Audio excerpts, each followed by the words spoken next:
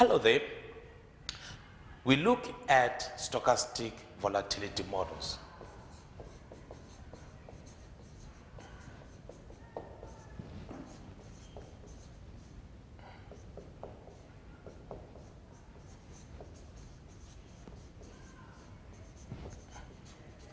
SVM. Primarily, we start by looking at black skulls.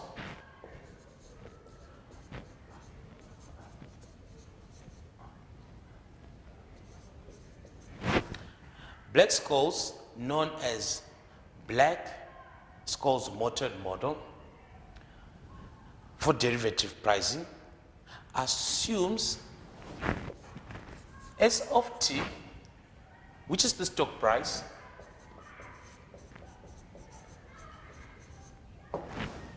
follows a log normal distribution.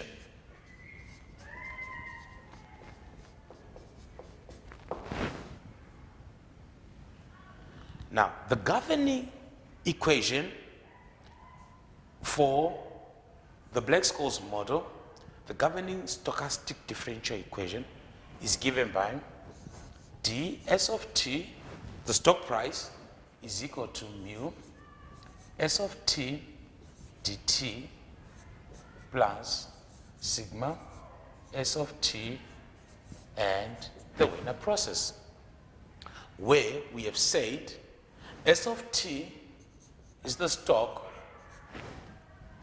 price, mu is the drift, sigma is the volatility, and this term is the winner process.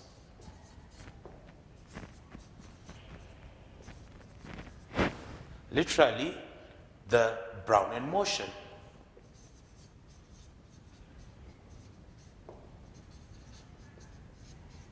As we all know, a Brownian motion is a Wiener process.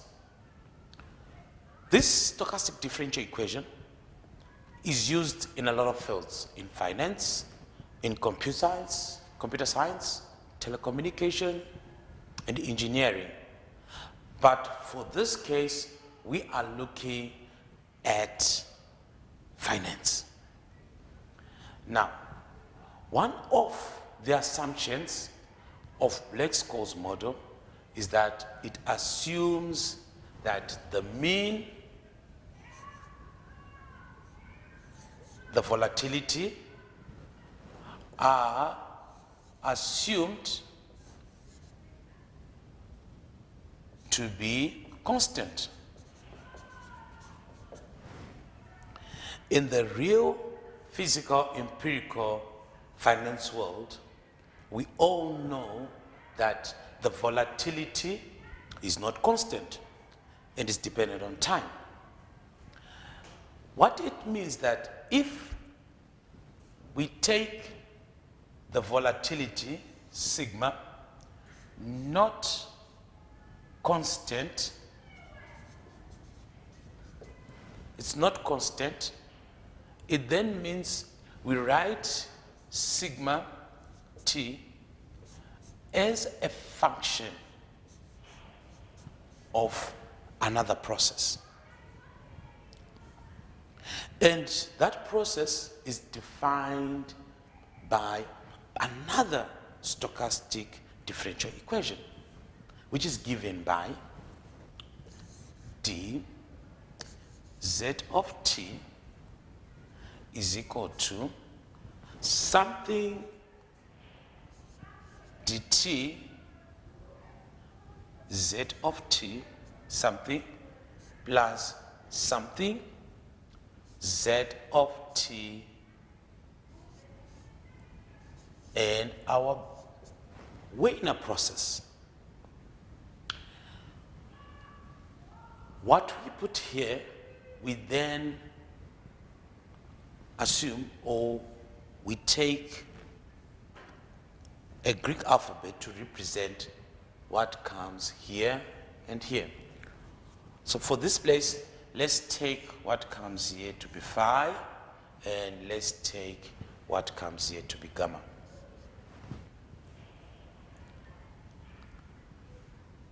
This Wiener process and the initial Wiener process are correlated. So we have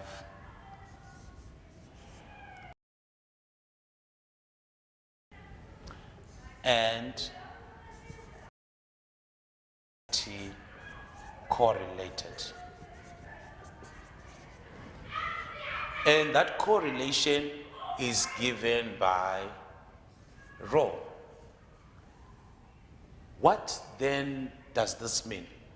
This means in basic mathematical terms, in this case, in basic mathematical terms, we're saying the expected value of dWt and omega prime of t is equal to rho dt.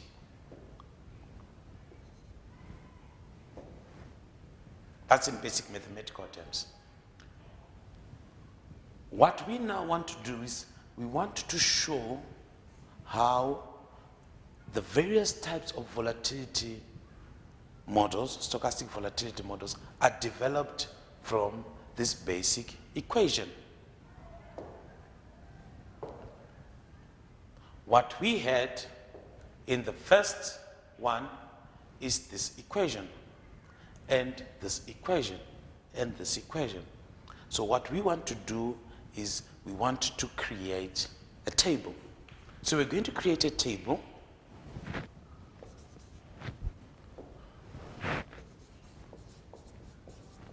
a model, and then here we have d z of t is equal to phi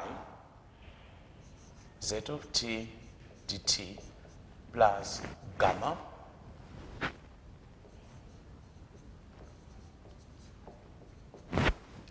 d prime of t. Now,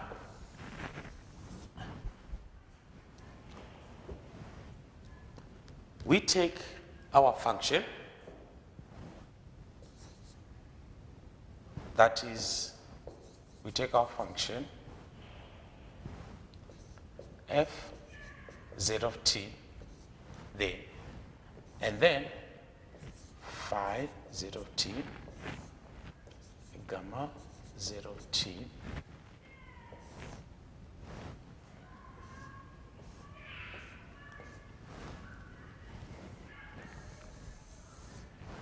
so if our function here happens to be square root of z, what it means is our model is then d s of t is equal to mu s of t dt plus square root of z s of t and our Brownian motion. That is, if our function of sigma, we replace sigma in this equation. Okay. We then go back, and then we then say for our phi, which is the stochastic differential equation defining our sigma of volatility sigma of t, we have kappa theta minus z of t. Now, kappa here is the rate of mean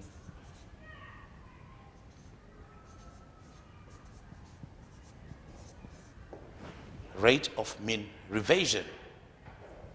Our theta in this case is the long run mean.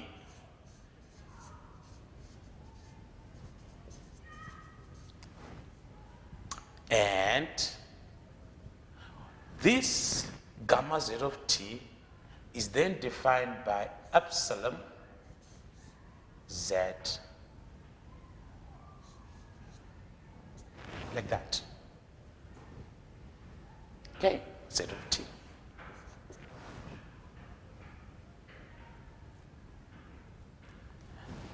Epsilon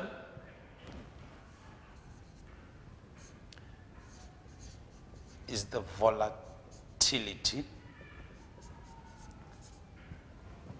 of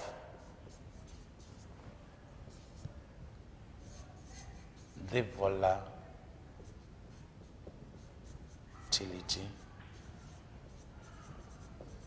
process. So those are our terms there. And if we then put these, we have this replacing that, this replacing that, and then this being put in our main stochastic differential equation, we then come up with what is known as the Heston stochastic model.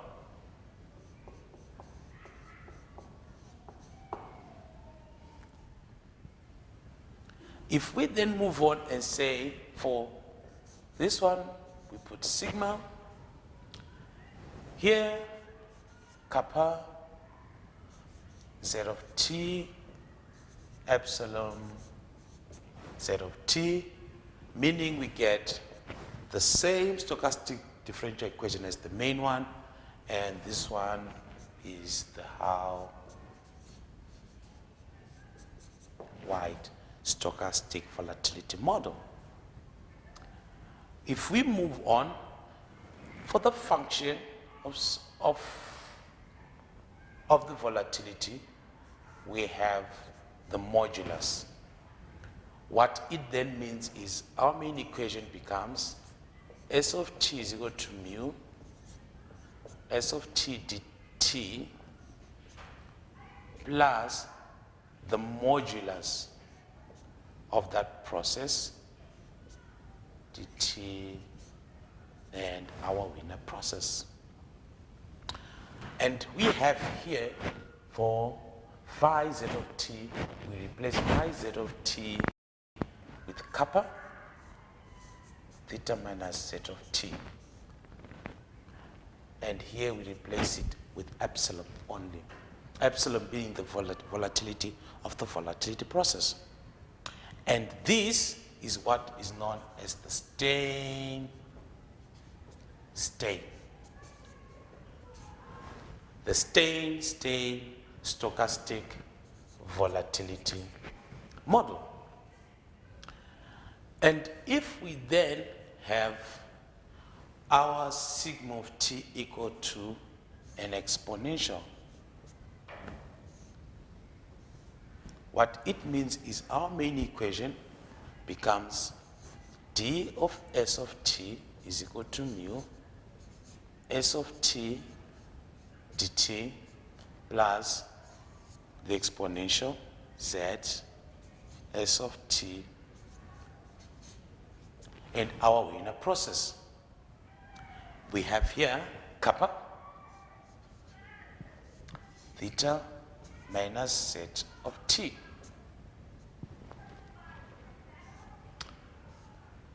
And for gamma z of t, we replace it with epsilon. And this is what is known as the Scott stochastic volatility model. So you will note that each one of these models was a different substitution of phi z of t and gamma z of t. And these Greek alphabets are representing each one of these terms. Now, what's of interest is, why should we trouble ourselves trying to learn about stochastic volatility models? Why trouble ourselves and we have all these people trying to make these improvements on the stochastic volatility model? Improvements to our stochastic volatility model means improvements in our estimation models. And it means, in terms of finance, the main issue being reducing risk. Our Heston has a rho not equal to 0, where rho, we talked about it, is the correlation between that Wiener process and the Wiener process defined for this stochastic differential equation. Howard and White, the rho is equal to 0. Stein, rho is equal to 0. And Scott, rho is equal to 0. Now, Heston stochastic differential equation follows a Cox-Ingersoll-Ross process, basically known as the Fewler's process. Stein-Stein and Scott follow the Stein-Uhlenbeck process, and Howard follows the log normal process. What would be of great interest? What would be of great interest of these stochastic volatility models is, can they capture the relationship between the kurtosis and the skewness? Kurtosis being how much does our distribution graph behave on the mean? Is it sharp? Is it flat? Skewness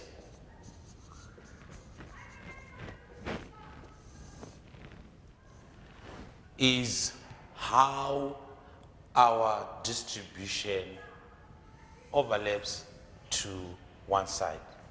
Is it overlapping positively, or is it negatively, or is it around the mean? And our stochastic volatility models probably have a weakness in that, which is an area to look at. Thank you.